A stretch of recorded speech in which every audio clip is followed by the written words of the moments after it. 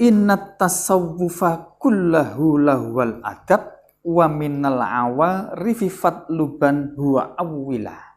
Innat tasawwufa, sesungguhnya tasawuf, kullahu, ya semua tasawuf, itulah wal adabu, adalah tata krama.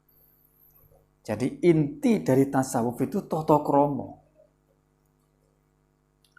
Wa minal awarifi, dan dari kitab Awariful Awarif,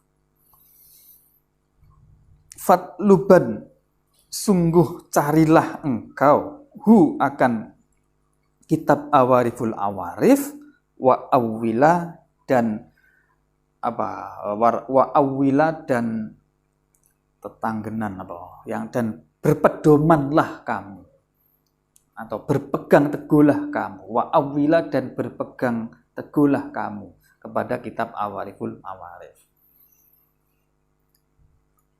Kitab Awariful Awarif ini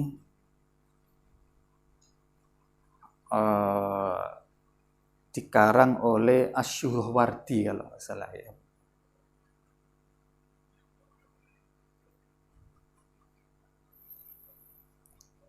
Awariful Awarif itu kalau sampai tahu kitab Ihya Ulumuddin yang 4 jilid itu pinggirnya yang cetakan lama ya. Pinggirnya itu kitab Awariful Awarif. Jadi kayak begini nih.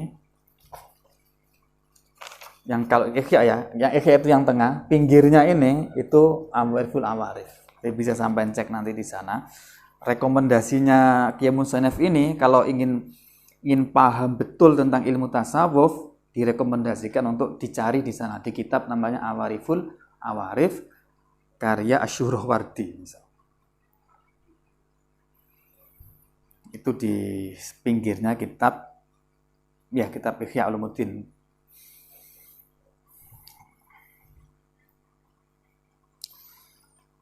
Nah, innat tasawufa kullahu lawal adab. Jadi ilmu tasawuf itu intinya, sesungguhnya itu adalah adab.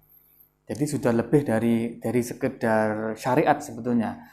Sudah lebih dari sekedar menjalankan perintah, menjauhi larangan.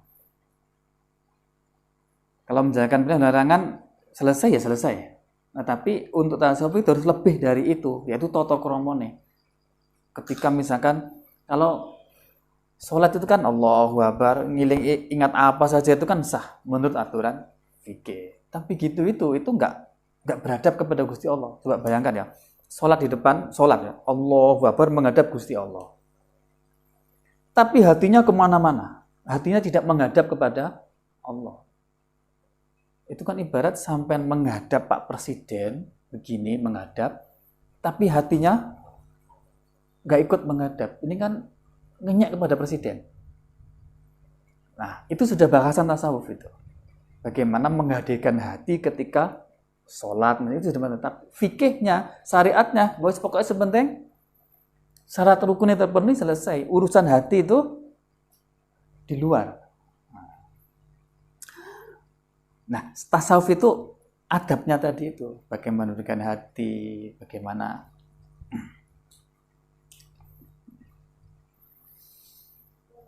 Nah, itu belajarnya di kitab Awariful Awarif.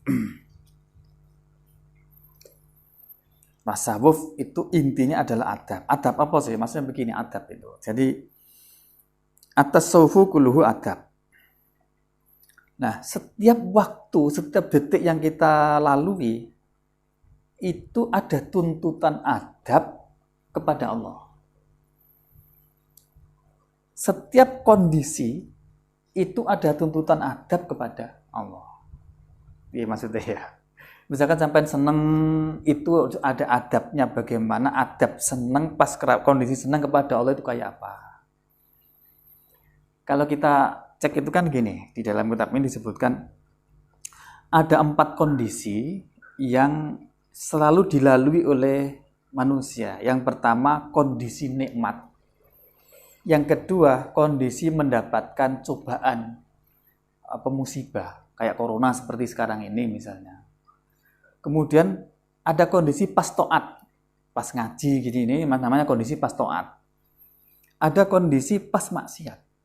Lah masing-masing kondisi nikmat, kondisi pas mendapatkan musibah, kondisi pas kita bisa mampu taat, kemudian kondisi pas maksiat, itu masing-masing ada adab yang harus ditegakkan kepada Allah. Pas mendapatkan nikmat, itu berarti adabnya apa? Nah, bersyukur kepada Allah. Nah, caranya bersyukur piye? Ya menggunakan kenikmatan itu sesuai dengan keinginan zat yang memberikan kenikmatan itu. Itu namanya syukur. Kemudian pas mendapatkan cobaan musibah, apa tata kramane? Apa adabnya? Ya kita harus sabar, ridho, dan tidak menuntut. Jadi wis diterima. Diterima ini sebagai takdir dari Allah, kemudian sabar dihadapi dengan tegar, itu adabnya. Pas taat, kita bisa taat, misalkan kita berhasil sholat jamaah dan seterusnya, adabnya kita harus merasa bahwa ketaatannya itu adalah pemberian dari Allah, bukan usaha dari dia. Itu adabnya. Sampai bisa ngaji begini, ini itu kan semata-mata karena pertolongan Allah. Lah menghadirkan perasaan bahwa saya alhamdulillah saya ditolong oleh Allah sehingga bisa ngaji. Itu tata kramanya seperti itu. Jadi jangan sampai dikembalikan, ini kalau saya nggak berangkat ini nggak bisa saya. Itu berarti menganggap bahwa taatnya itu karena usaha dia. Ini kurang ajar namanya. Nggak tata krama kepada Allah. Lah tasawuf seperti itu. Tasawuf itu adalah aturan tata krama nanggone Gusti Allah. Nah, ketika maksiat juga begitu. Apa tuntutan Allah, apa adab kepada Allah? Ya harus taubat, mengaku kesalahan itu adalah sebab dirinya sendiri, bukan karena Allah. Itu tata kramanya begitu. Kalau kita dapat nikmat, itu akui semua adalah dari Allah, nikmat taat dan sebagainya. Kalau dapat maksiat, jangan pernah itu hubungkan dengan Allah. Itu harus diakui sebab dirinya sendiri. Itu tata kramanya seperti itu. Nah, di dalam hadis ini disebutkan man u'tiya fasyakara wabtuliya fasabara wa dzulima faghfara wa dzalama fastaghfara. Barang siapa diberikan rezeki kemudian syukur, diberi cobaan kemudian sabar, dizalimi orang dia mengampuni, kemudian begitu terjebak jatuh pada mendolimi orang atau mendolimi Gusti Allah, dia baca istighfar atau minta ampun kepada Allah, maka orang ini dikatakan Nabi al-amnu wa hum muhtadun.